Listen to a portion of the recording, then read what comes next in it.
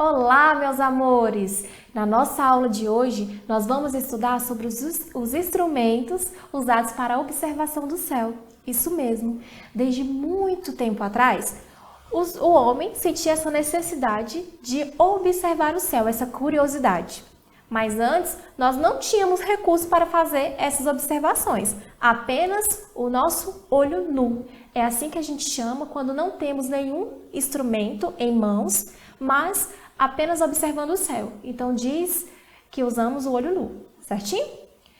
Com essa observação, o homem ele tinha necessidade de observar o céu diurno, o céu noturno, e com essas observações ele podia se orientar a respeito das colheitas, as datas comemorativas, as passagens dos dias, dos anos, tudo isso apenas observando o céu. E essa necessidade, essa curiosidade, ela foi crescendo gradativamente. E ela foi passando, aqui na página 119 do livro de vocês, diz assim: então, essas pessoas que observavam o céu eram conhecidos como os astrônomos. E eles ainda existem. Então, os primeiros astrônomos vieram há milênios e fizeram descobertas importantes para os astros. Quando eu digo milênios, eu estou me referindo a milhões de anos, certo? Ao longo dos séculos, quando eu digo século, eu estou me referindo a 100, certo? Então, ao longo dos séculos, foram desenvolvidos diferentes instrumentos para a observação e estudo do céu.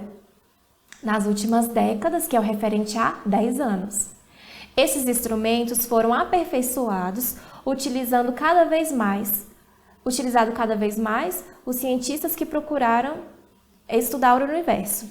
Então, a partir do momento que essas técnicas foram se aperfeiçoando, os estudos também foram se aperfeiçoando.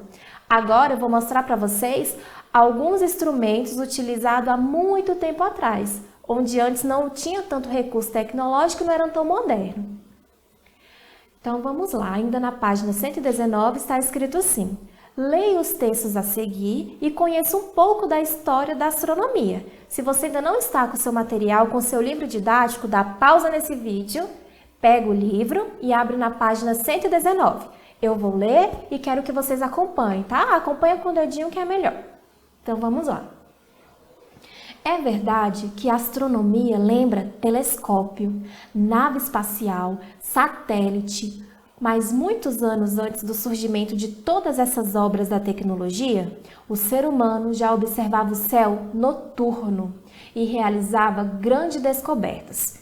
Como eu estou falando de céu noturno, eu estou falando do período da noite. Os gregos, por exemplo, estão entre os que mais contribuíram para o desenvolvimento da astronomia. Há 2.500 anos, eles já investigavam o céu com a ajuda de instrumentos simples, como o astrolábio. Então, nós vamos ver uma imagem de um astrolábio na próxima página. Então, vira aí a página do livro de vocês. E está aí, o astrolábio. O astrolábio era um instrumento usado pelos antigos navegadores e astrônomos para medir a altura das estrelas e dos planetas acima da linha do horizonte. Quando eu estou falando da linha do horizonte, eu estou falando daquela linha horizontal. A linha do horizonte, para os navegadores, por exemplo, é aquela linha que divide o céu e o mar. Para nós é o céu, né, e o solo, a terra, horizonte, certinho? O astrolábio fornece as medidas em graus, minutos e segundos. Com as informações obtidas, os marinheiros podiam determinar a localização dos astros no céu e, dessa forma, traçar as rotas de viagem. Não se sabe bem quando nem por quem o astrolábio foi inventado, mas já era conhecido pelos antigos egípcios. O instrumento era utilizado tanto para localizar corpos celestes, como para indicar a hora, tanto de dia quanto de noite. Então, o astrolábio era uma ferramenta, um objeto fundamental para orientar o percurso das pessoas, também da noção de dias, de horas. Então, era um instrumento importantíssimo naquela época. Agora, nós vamos ver sobre a luneta. Até 1609, todas as observações astronômicas eram feitas a olho nu, ou seja, não tinha nenhum tipo de objeto que ajudasse. Foi nesse ano que Galileu Galilei, tendo ouvido falar sobre o instrumento capaz de aproximar as imagens, construiu uma luneta. E pela primeira vez, o ser humano pôde ver o céu mais de perto. Foi com uma pequena luneta que Galileu pôde verificar que a superfície da Lua era irregular. Ou seja, a Lua não era lisinha como uma esfera. Ela tinha irregularidades provocadas por buracos, então ele conseguiu identificar isso apenas com a luneta. Então, vamos lá? Que a superfície da Lua era irregular. Que o planeta Vênus possuía fases da mesma forma que a Lua. Observou os anéis de Saturno, descobriu 4 dos muitos satélites de Júpiter e percebeu que a Via Láctea era composta por um grande número de estrelas. Então, aí está a imagem da luneta. Agora, mudando de página, página 121. Na página 121 tem um título assim: O desenvolvimento de outros instrumentos de observação dos astros. Terceiro ano. Foi inventado vários tipos de telescópios. Então, houve essa necessidade a partir do uso da luneta, então foi se aperfeiçoando e aí surgiram outros tipos. Só que isso é sempre muito caro. Esses estudos, eles demandam muitos anos, essas técnicas, elas são caras para serem aplicadas, mas com o passar do tempo, o homem foi investindo ainda mais. E com esse investimento, o telescópio passou por aperfeiçoamentos, permitindo aos cientistas conhecer ainda mais detalhes sobre os astros. Aí agora eu quero que você acompanhe aqui comigo no seu livro, na página 121. Vamos contar aqui os parágrafos. Então aqui eu tenho o primeiro parágrafo, certinho, segundo, terceiro, quarto e quinto. Acompanha comigo a leitura do quinto parágrafo. Em 1990, pertinho da tia Camila nascer, hein? O telescópio Hubble foi lançado ao espaço. Com ele, houve um grande desenvolvimento na astronomia. As imagens captadas por meio desse telescópio, é esse aqui, tá, gente? Revelaram muitas informações, como a existência de galáxias muito distantes da Terra e imagens mais detalhadas do planeta Marte.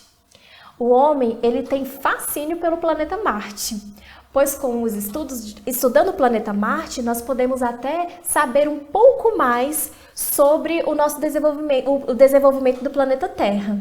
Viu como está tudo interligado? Continuando a leitura.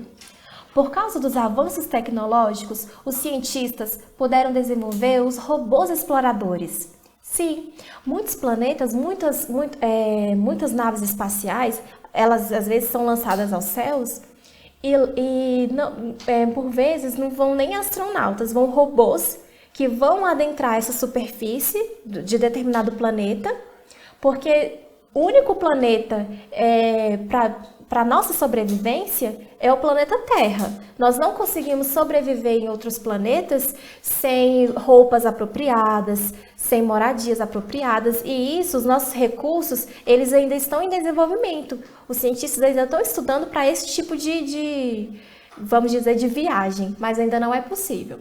Então, como não é possível, não é permitido para o ser humano, então os cientistas desenvolveram os robôs, para que adentrem a esse solo, a essa superfície desses planetas, colham matérias, imagens, fotografias para servir de estudos para os cientistas. Então, voltando aqui no nosso texto. Por causa dos avanços tecnológicos, os cientistas puderam desenvolver os robôs exploradores. Esses instrumentos tornaram possíveis, por exemplo, diversos estudos sobre o planeta Marte, permitindo aos cientistas comparar algumas características desse planeta com as características do planeta Terra e assim embasar, complementar ainda mais os estudos que ainda estão em desenvolvimento. Então aqui nós temos a imagem do telescópio espacial. E agora o quadrinho Você Sabia? Como eu falei dos robôs que ficam nesses planetas, nesses solos fazendo essas observações, esse quadro traz isso. Vamos lá? A NASA pousou sua sonda InSight em Marte na segunda-feira, 26 de novembro do ano de 2018. A missão transmitida ao vivo pela Agência Espacial Norte-Americana tem como objetivo estudar como os planetas rochosos são formados. A aproximação foi concluída com sucesso por volta das 17 horas e 53 minutos. E a primeira imagem do planeta vermelho já foi enviada à Terra. Lançado no dia 5 de maio de 2018, observa aí, gente, ele foi lançado, saiu do solo da Terra em 5 de maio e só chegou em Marte em 26 de novembro. Olha como demora, como é longe, a Terra até Marte. Demorou vários meses. A sonda espacial InSight tem como objetivo estudar o interior profundo de Marte. Segundo os cientistas, os dados devem ajudar a entender a formação de planetas rochosos. A missão no planeta vermelho deve contribuir ainda com pesquisas sobre as origens da própria Terra. Viu como está tudo interligado, como um estudo ele depende do outro, para os cientistas poderem conseguir até dizer para a gente, até passar a informação de como a Terra foi originada. Agora eu convido você a entrar em ação. Isso mesmo, o livro, nosso conteúdo de ciências, ele está muito interessante e eu tenho certeza que a leitura vai ser bem gostosa.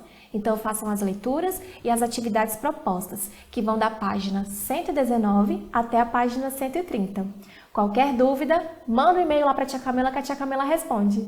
Um grande beijo e até a nossa próxima aula. Tchau!